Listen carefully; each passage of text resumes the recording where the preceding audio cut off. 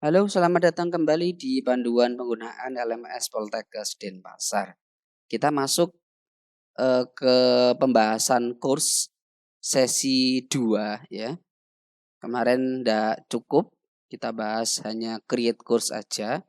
Sedangkan hal lainnya kita masuk ke sesi 2. Sesi 2 mungkin nggak terlalu panjang, kita langsung aja. Course kita sudah jadi seperti ini kemarin. Di tutorial yang lain sudah dibahas bagaimana membuat course seperti ini ya.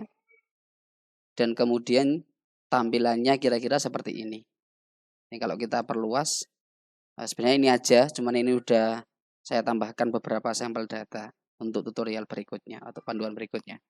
Oke, kita sekarang akan masuk ke peserta ya.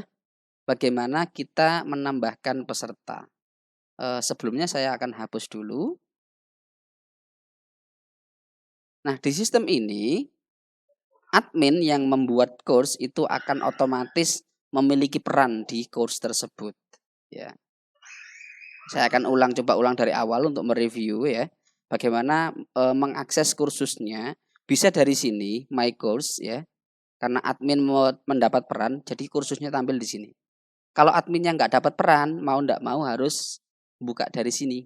Administrasi situs, kursus atau course, saya buat ke English aja biar seragam sama tutorial yang lain. Pilih course, kemudian manage course and kategori. Cari kategorinya.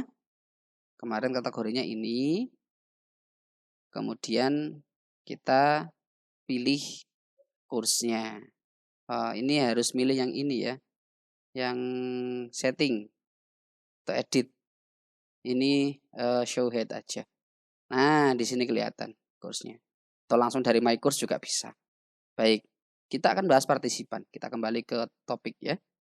Nah, partisipan di sini kita bisa menambahkan partisipan kalau bahasanya LMS itu di enroll.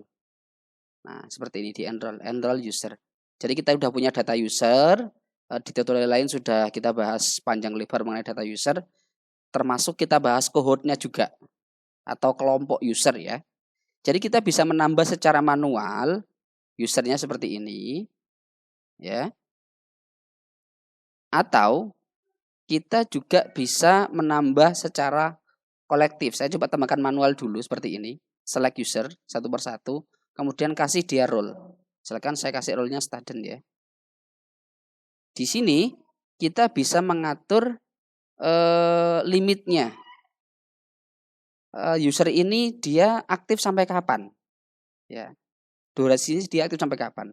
Atau kalau kita buat tanpa durasi juga tidak apa-apa. Ini unlimited. Kita bisa langsung main hari. Misalkan ini course singkat gitu ya, hanya berlaku 4 hari sejak tanggal ditetapkan. Boleh seperti ini. 4 hari sejak tanggal ini. Start from ini tanggalnya tanggal berapa? Kalau kursnya start from tanggal 17 berarti start from tanggal 17. Atau today. Nah, kayak gini.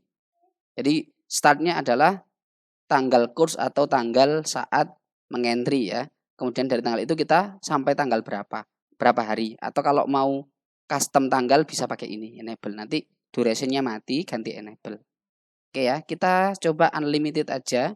Jadi dia akan otomatis nonaktif hanya ketika kursnya nonaktif. Selama kursnya aktif berarti user ini akan aktif karena durationnya unlimited. Oke, kita enroll. Nah, bisa dilihat one enrolled user, oke. Sudah masuk dia seperti ini. Bagaimana kalau dirasa datanya banyak? Maka kita bisa menggunakan namanya cohort. Nah, kita enroll, kemudian kita pilih cohortnya. Nah, misalkan angkatan 2024. Kebetulan sudah saya siapkan ini cohortnya. Saya sudah menambahkan beberapa user di angkatan 2024. Kita buat dia student, kemudian kita enroll. Nah, seperti ini. Maka otomatis 3 user, 1, 2, 3 yang ada di cohort angkatan 2024 otomatis masuk ke sini.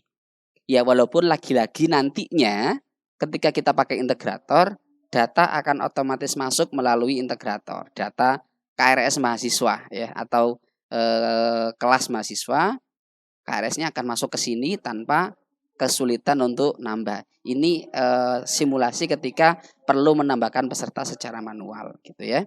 Untuk menambah peserta. Kemudian ada fungsi grade atau penilaian. Nah, penilaian ini dia akan menampilkan peserta ya. Kemudian dia akan menampilkan kolom-kolom penilainya ya. Ini diambil dari aktivitas. Kita punya 2 aktivitas ujian. Yang pertama kuis, yang kedua adalah tugas. Ya. Kita kalau lihat di sini di kursnya, pertemuan 1 ini ada pretest dan ada tugas. Ya. Ada 2 jenis aktivitas yang memerlukan penilaian, sehingga pada menu grade di sini ada 2 kolom penilaian. Kemudian kenapa ini kolomnya tidak hidup? Karena kita belum aktifkan edit mode. Coba kita aktifkan edit mode seperti ini. Maka kolom penilaiannya akan hidup seperti ini. Ya. Nah, nantinya penilaian ini tidak harus diisi manual. Tidak harus diisi manual. Ya. Bisa diisi manual tapi tidak harus. Ya. Nantinya pada setiap assessment, baik itu tugas maupun kuis, itu bisa mempunyai penilaian sendiri, ya. Itu nanti ranahnya dosen, ya. Kemudian nilainya akan otomatis terkumpul di sini. Masing-masing activity yang mengandung assessment itu nilainya akan terkumpul di sini. Oke, kira-kira seperti itu untuk penilaian. Jadi tinggal kalau misalkan mau nilai manual diubah dari sini bisa, tinggal save change saja. Oke, ini gradingnya ada pengaturan ya. Pengaturannya ini hanya 0 sampai 10.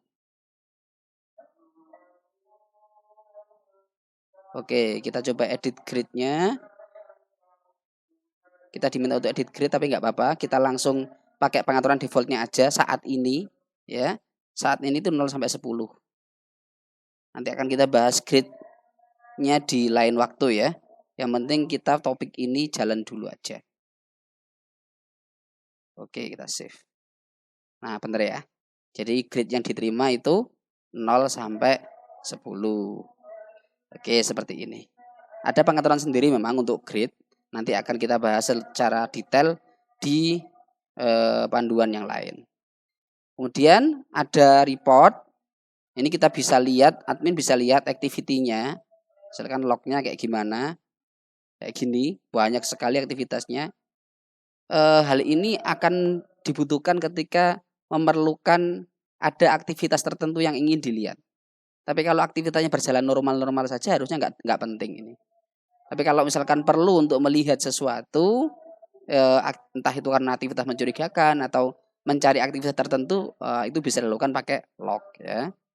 Ini juga sama activity report. Activity report ini mirip sama log tapi lebih simpel gitu ya. Ini kan ada activity ini namanya activity. Ada materi, meet, pretest, tugas ini kan namanya activity. Nah, ini dikasih ada infonya, dia aktifnya kapan ya. Kayak ini dilihat 2 kali misalkan. Kemudian yang activity yang lain ini belum ada aktivitas. Nah, ini bisa dilihat activity reportnya. Kalau yang log ini semua kegiatan yang di log.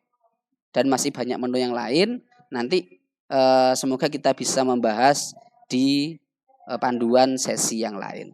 Biar satu panduan tidak terlalu panjang. Oke, sekian untuk pembahasan kurs tahap 2. Semoga bermanfaat.